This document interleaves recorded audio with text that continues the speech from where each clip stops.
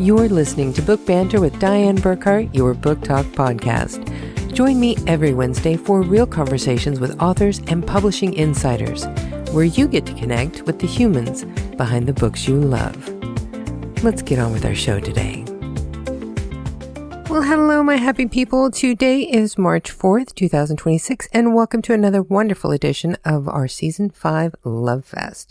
This season on our Lovefest, we have been exploring love in unexpected places, in science fiction worlds, in second chances after near loss, in dystopian futures where connection survives against all odds, even in the darkest of times. And today, we're looking at another unexpected place to find love, in community, belonging, and in the quiet strength of women who show up for one another. My guest today is an award-winning scriptwriter with 3 Telly Awards who has spent her career crafting stories across film, marketing, and documentary work. Now she brings that storytelling depth to her debut novel. After uncovering a surprising treasure trove of her grandmother's memorabilia, she discovered a side of her grandmother she had never known. And that discovery led her on the path to writing her debut novel. So let's not waste any more time and get right to today's interview. Please welcome to Book Banter with Diane Burkhart, Kristine Jensen. The way that I like to start these out is by simply asking my guest to please tell everyone who you are and what you do. My name is Kristine Jensen. I'm a full-time writer, and I just published my first novel called Wednesday Club in July. And I have to say, I really love the cover art. Is that somebody you know on the cover, or is that just a stock image? It is a stock photo, but so many people love this image just as I did. And it just seems to really capture the spirit of the book. Yeah. And it really draws people in. I'm so thrilled that I found it. Whenever you first just start reading the first few chapters, that image just seems to be perfect. I agree. You've actually had quite a long career in writing, but the novel writing came later. It came very later. I began my career as a writer in film and video, and I wrote tons of scripts and documentary scripts and marketing scripts. I dabbled in a few screenplays, but I always in the back of my head thought the format that scares the heck out of me and that I love the most because I love reading is novels. And what if I could write a novel? It was scary as heck. And a goal that I set for myself. I liked the idea of it because I found screenplays to be really rigid in terms of their length and the kinds of information that you could put in and the things that you were supposed to leave out for the director. And so the idea of writing a novel just was so hopeful to me. And like I said, very frightening, very daunting. Moving into doing fiction writing for novels, did that feel like it was just a little bit more freeing for your imagination than what you were doing before? It definitely felt more freeing. And because so much of my writing in the past had been work for hire, where I had clients, I had multiple people who were reviewing the writing. For the first time, I felt like I could just write something for me. And I never really thought about the reader, which was maybe helpful to me. I mean, I did think about the reader in terms of, is the story compelling? Is it coherent? Are the multiple points of view really clear? But I really was writing it for me and perhaps for my grandmother, who wasn't alive anymore, but whose own story had inspired and informed the novel.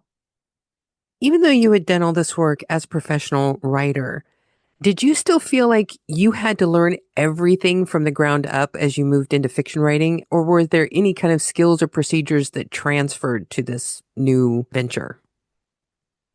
I had to learn a lot from the ground up. And I do not have a degree in creative writing, so I really felt that there was a lot I didn't know. I read a lot of books. I went to a lot of workshops. As I mentioned, I'm a voracious reader. So I've been reading novels since I was a teenager, and I had a sense for what made a good novel. I suppose there were some translatable skills. Definitely, I'm a disciplined writer. I don't face writer's block. I have a lot of ideas that come to me pretty naturally, and I love writing. So I think that helps a lot. I don't have that. How do I get started? If anything, it was making the time to write the novel when I already had a full-time writing career. I know that you actually had this kind of idea in the back of your head for quite a while. I've been reading your website. Thank you. But what was it that actually pushed you that final step to say, okay, I'm going to sit down and I'm going to do this story? Turning 60. You know, when you get to a certain age in your life and you realize, oh, wow, I'm running out of time to do the things that I've always wanted to do. Mm-hmm. And it's sort of maybe now or never. Also, you know, you get to a place in your life where you have more time. I don't have a kid I'm raising anymore. I don't have that kind of obligation. Had more of my own time, which I could allocate the way I wanted. And that made a huge difference. I think also, you know, maybe that as I've gotten older, I've just gotten more confident about my writing and more confident in taking risks, because certainly writing a novel felt daunting and like it was a big risk. But I've just gotten bolder as I've gotten older.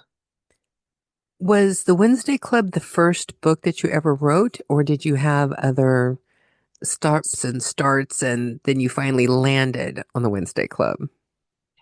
Wednesday Club was the first novel that I wrote. I had written screenplays, so I was familiar with fiction, but I had never written a novel before. And I know you had thought about going the traditional publishing route, but something changed. I definitely tried the traditional publishing route. And originally, I thought that that was kind of the only legitimate way to publish a book. I queried agents. I did pitches at writers' conferences. I came very close to getting an agent a few times, which, you know, maybe made it a little bit worse and a little bit more disappointing. Mm-hmm.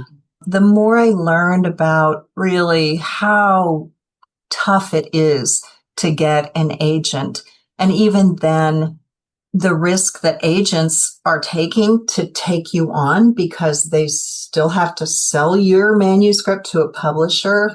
I queried for almost 2 years, and it was getting to the point where I really wanted this book to be out while my mom was still alive. Mm-hmm. I won't tell you how old she is because she'd be very upset if I did that. But let's just say I really wanted this book out while she was around. And I started learning more about self-publishing. I started to feel that it was a really legitimate way to go. Mm-hmm. I learned a lot about self-publishing, about, you know, what it takes to be successful in self-publishing. I immersed myself in that for almost 6 months after I had made the decision to self-publish. I'm very happy with that decision. Well, and with the success that you're having with the self-publishing, I think you made the right choice. I think so too. I could still be out there querying. And at some point you just feel that the story is ready to share with the world. I wanted people to meet these characters that had been in my head for so long and that I came to absolutely love, and believe that other people would love these characters too. Well, and it's already been an award winner. It won the 2025 Gold Medal for Global Book Awards. So obviously, there are people who definitely think this is legitimate. I guess so. That's the first indie published, self-published contest that I entered. I completely forgot that I entered it. And so it was such a great surprise. And yes, it does, I believe, give some legitimacy. But more important than that to me is the legitimacy that I hear when I hear from readers. What resonates in the book for them? Which characters do they love? How they're asking for a sequel. I mean, that's to me, that's what gives the story legitimacy, that it has found readers and that the readers really like it. Well, and speaking of that, on Amazon, you have 90 reviews on there, and your book is sitting at a 4.8 out of 5 rating. It's so hard to get reviews, and I am so thankful that people are willing to put reviews. I sometimes ask people for reviews directly because I hear from people who reply to my newsletters or send me an email, and then I cautiously sort of ask them to put up a review. As somebody who hasn't done a lot of reviews myself, despite all the books that I have completely loved, it's made me feel a little bit guilty. And now I am adding more reviews for other people's books because I realize like how important it is and how hard it is to get those reviews. Well, one of them that I absolutely loved, it was put on in October of 2025. They gave you a 5-star rating, and their title on that was Puts the Heart in the Midwest Heartland. Like, so there are some really great reviews on here. And the fact that your book just came out last year, indie published with not a lot of marketing behind it, and you already have 90 reviews, that's actually really good. I hear that it is. What tickles me are also the reviews from men. I got a review, I think just a couple of days ago, from a guy who said, I don't usually read these kinds of books, and yet I really loved this book. And those tickle me because I always felt that this was a book that really only women would like. But I'm discovering that that's not really the case. And I think it's because it is a story about the heartland. We don't get those stories a lot. I had a few agents who pretty much said to me that those kinds of stories of small towns, rural areas, they just don't have the appeal. And I never really believed that. And I'm finding that, people do resonate with that. Even if they didn't grow up on a farm or in a rural area or in a small town, people are finding it fascinating to see what life is like there and was like there. I think the fact that it is set in 63 and 64 also makes it super interesting to people. I've had a lot of people say, oh, this reminds me of how my grandmother grew up, or I would go to visit my grandparents sometime on the farm, and those are like the best memories. And so I think, and also there are just, I think, relatable women in here that, move beyond the boundaries of time and place because they're women that we can all relate to. An artist struggling to find her way, a quirky, wacky older woman who's desperate to find a husband, a woman who is hiding a painful secret from her past. Those are universal characters that we can relate to. Oh, yeah. And especially for the Gen X generation, this is really going to hit a lot of memories for us. Definitely. Yes, very much so. And because the protagonist is 16, I've also had some younger readers who enjoy it because they kind of understand how challenging it can be to fit in as a teenager, especially when you're dumped into a new situation. It's that proverbial fish out of water idea. So I've had some younger readers also relate to the book. Why don't you go ahead and give us a little bit more of the synopsis of this? Sure. Wednesday Club is the story of 16-year-old Ivy. She's a city girl who's dumped by her Hollywood-bound mother to live with her grandparents on a small farm in South Dakota in 1963. She is very upset and unhappy to be there.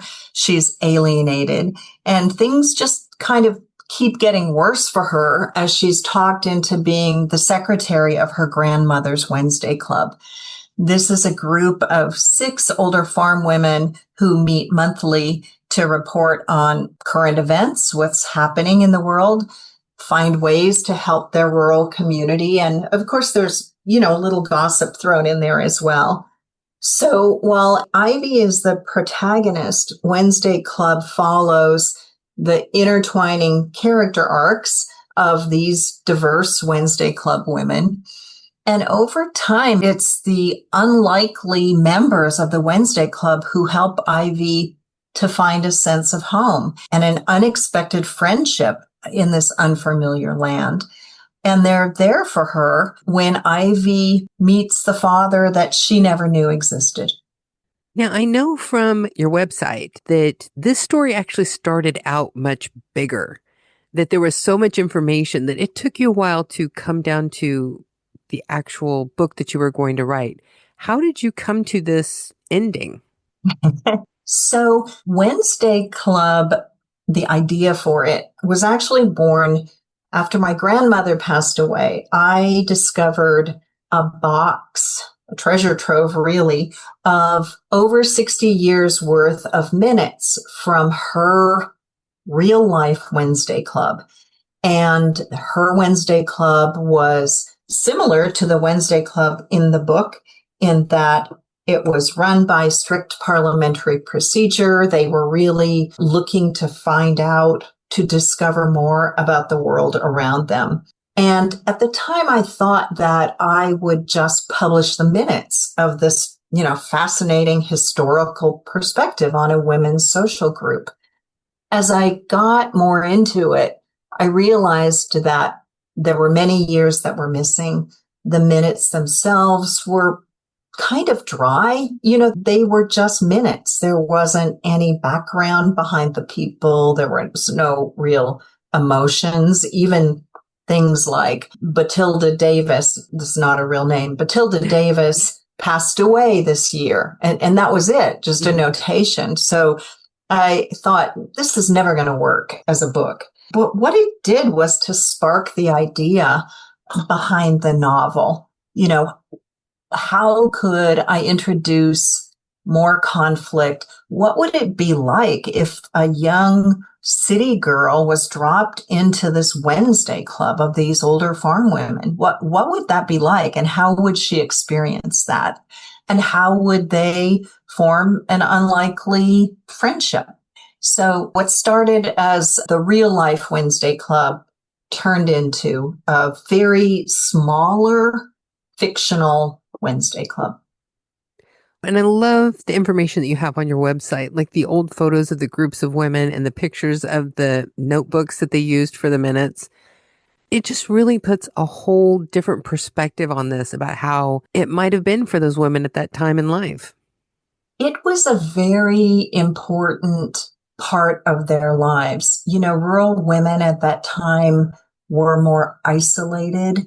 They needed a way to connect on a monthly basis. And they also, they took themselves very seriously. They felt that the work that they were doing, the philanthropic work, the discovering and learning about what was happening in the country around them, the world around them, was very important work, as evidenced by the fact that they kept minutes for each of their meetings. And they ran their meetings, as I mentioned, by strict parliamentary procedure. They had officers that they elected every year. They took roll call. They had dues. They had roll call topics. They had a real structure to their meetings that they followed year after year. I always wonder how things like that actually got started. Was there ever anything in her box of minutes that told you how they started this all together? There wasn't anything that I could see other than a need to get together. And there was a little discussion that I did find in the very first minutes about what should they call the club. And they, in their pragmatic way, I guess, decided that since they were meeting on Wednesdays, the third Wednesday of every month, they should be called the Wednesday Club. I had a really amazing experience happen. There was an article in the local newspaper where the Real Wednesday Club existed about the book and looking back at the Real Life Wednesday Club. And I received an email from a woman in Texas, a 94-year-old woman who said, I think my aunts and my mother might have been in your Wednesday Club. She said, my mother died when I was 3, and I don't really hardly know anything about her. But here's her name, and here's my aunt's name. And I went back in the very first year of the minutes of 1927. Sure enough, her mother was a founding member of the club. Oh, wow. And I was able to track for the woman from Texas who wrote to me, I was able to track that her mother had indeed been hospitalized a couple of times. The Wednesday Club members had taken flowers to her when she was at home sick. They had brought her the proverbial casseroles. Oh, wow. And I was able to share that with the writer. And it really gave her some peace in a way because she never knew how her mother died. And her dad remarried and she had a new mom, and they just didn't talk about her birth mother very much. So she was so thrilled to have this information. And in fact, it's really cool. In a couple of weeks, I'm going to visit my mother who winters in Texas, and I'm going to get to meet the writer and bring along some of the original Wednesday Club minutes to show her. So Oh, wow. I'm really excited about that. Yeah, that would be amazing. I mean, you're bringing her a piece of her history. Exactly. That's incredible. And I have become friends and we communicate now. It's just really special. Well, and that's not the only community connection that you seem to have had, though. What's going on with the Wednesday clubs? In the process of writing this book and seeing the importance of Wednesday Club in these women's lives, it really got me thinking about how we all need a Wednesday Club in our life, particularly when our lives are in transition. Our kids leave the nest, we marry or divorce, we move to a new town, we find ourselves without friends and needing to build a community. And so I'm really dedicated to this idea of how do we build communities? And I've started a newsletter and blogs where I talk about ways to find friends, ways to build communities. I'm calling it the Wednesday Club movement and helping people to figure out how they might start a Wednesday Club in their own community. It can be very different from my grandmother's Wednesday Club or from the Wednesday Club in the book. But I really think that we're all craving community, especially now. And I'm starting to highlight ways that people are finding to build modern day communities, whether that be book clubs or knitting clubs, or I recently learned about a running club here in Eugene, Oregon, in Tracktown, USA. And I just love this idea of building women's communities. And was there something that I saw about a Facebook club? I don't have a Facebook club. No, I have a Facebook posting for Wednesday Club, the novel. And I am asking people to write in with their ideas for community groups so that I can feature them in my newsletters. Have you ever thought about just creating a group on Facebook? I like that idea. I think there's a lot of ways that this Wednesday Club movement could build and really take on a life of its own. As usual, we just need a little more time in our days. Yeah. But I do love this idea very much. Now seems like the perfect time to do our 5 quick questions that never turn out to be quick, but I hold out eternal hope that it will happen one day. Are you ready? I am ready. So question 1, can you remember the first book that made you really fall in love with reading? Oh my gosh. That's a hard one. Maybe Charlotte's Web. Oh, Or perhaps the Nancy Drew mystery series. yeah. My aunt was a school teacher, and she would pass down the kind of worn out books that her students were done using. Mm-hmm. So I always had a lot of books. Question 2. What is one thing that people would be really surprised to learn about you? People who don't know me very well might be surprised to know that for the last few years, my border collie and I have been doing dog agility. Oh, cool. Which is so fun and so hard. Mm-hmm. And what you see in the AKC agility trials on TV, where those dogs are blasting through all the obstacles, well, we look nothing at all like that. My border collie is 10 and a half, and we go slow, but we have so much fun. It's so great for bonding between me and my dog. Mm-hmm. It's so great mentally because it's really hard.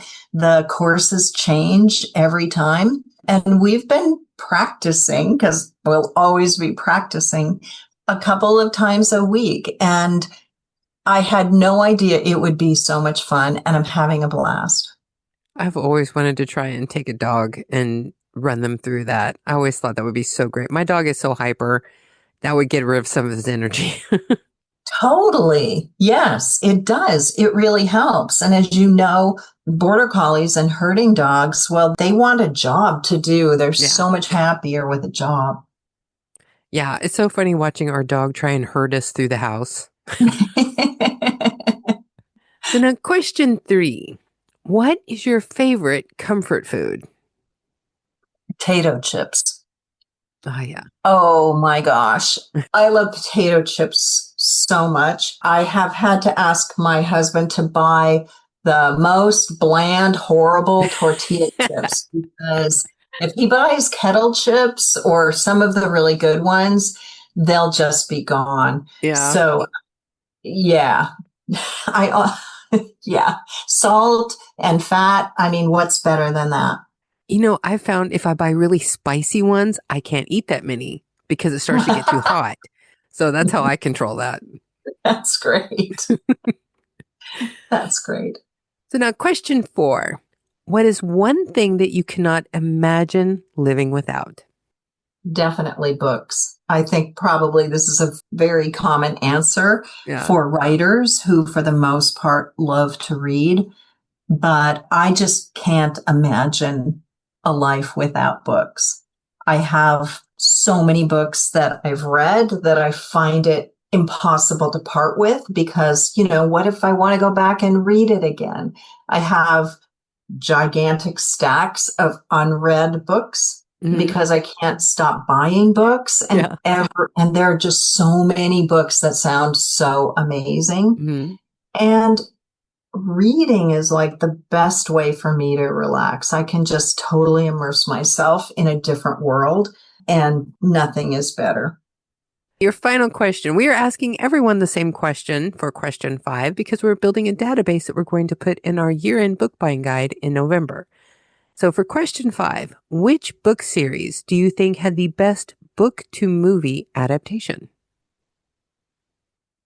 Probably, I would say the Harry Potter series. That series is near and dear to my heart because it was the first time that my son really fell in love with reading, beginning with me reading those books to him and then him starting to read as more of the series came out, reading the books himself. And I thought they did an incredible job with turning those books into movies. And I saw all of them without my son, by myself, but I thought they did an incredible job. So now what is next for you? I am actually just beginning a sequel to Wednesday Club that will pick up in 1969 when the country is really facing a lot of challenges. And how are these rural women adapting to the country around them? How is Ivy, who is now much older, she's a young adult, what's happening to her? And what is her relationship to the Wednesday Club now that she's a young woman? Now, do you think you'll even bother trying to query this one or just go straight to self-publishing? I'm just really not sure. I'll see how long it takes me to get the sequel done and maybe dip my toe into the querying process. I have thought about that. We'll see how I feel when I get there. Do you have any timeline about when you think you would like to have this one ready to go? I'd really like to have it ready to go in a year. Considering the rewrites and all the edits and the cover art creation, that's a really tight schedule. It is, because I'm also still working full time in a creative job. I'm a copywriter. So it is, but I like to set an ambitious goal for this one. And if I don't meet it, that's okay. But I like to have a goal. I recently remembered a quote from that Thelma and Louise movie, which is, "You get what you settle for." Yeah. So shoot for the stars. I mean, set an ambitious goal and see if you can get there. It's one thing I always try and tell people. If you set a big goal and you don't make it, the worst thing that's going to happen is you're going to learn something new about what not to do next time. Exactly. And you get to set a new goal, right? It's not like if I don't finish it in a year, I can't finish it. Yeah. Maybe I just have to extend the goal. Exactly. Now remind everybody again who you are and where they can find your books. My name is Kristine Jensen, and they can find Wednesday Club, a novel, on Amazon.com and BarnesandNoble.com and through some bookstores. It's always possible to ask your bookstore to get the book for you. You can also find out more about the book and about the Real Wednesday Club at my website, which is wednesday-club.com. And you can sign up for my newsletters, which I put out about once a month, and become a part of the Wednesday Club community.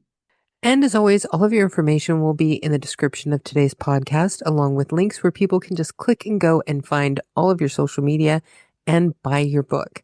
And I do want to mention that you also have listed bookshop.org, where people can go and support independent bookstores. I'm so glad you mentioned that. I really love bookshop.org. We always try to mention them whenever anybody has them listed as a place to get their books, because we have a soft spot for indie authors, indie bookstores. We got to support the grassroots crowd. Absolutely. I totally agree. Thanks for remembering that. Thank you so much for doing this today. This story is just absolutely fabulous. And people do need to go check out your website because it's amazing. There is so much information on there and it is so well done, just like your book. Thank you so much. It's been great talking with you, Diane.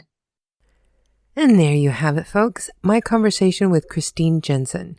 Be sure to visit her website and follow her on social media. And don't forget to pick up a copy of her debut novel, Wednesday Club. You can also explore her blog, where she shares more information about the inspiration behind her story. Now, next week, we continue our Lovefest with award-winning science fiction author Jeremy Clift. His work asks a different kind of question about love. Not romance, but responsibility. In Space Fault, the Seed Eclipse, the focus shifts to protection, stewardship, and who gets to shape humanity's future. I really wanted to talk to authors in our Season 5 Lovefest who go beyond the traditional ideas of love, because sometimes love isn't all hearts and flowers and moonlit walks on the beach. Love can be about protection. Love can be about moral responsibility for what comes next. And sometimes it's about what we choose to protect and why. And we will explore some of those ideas next week.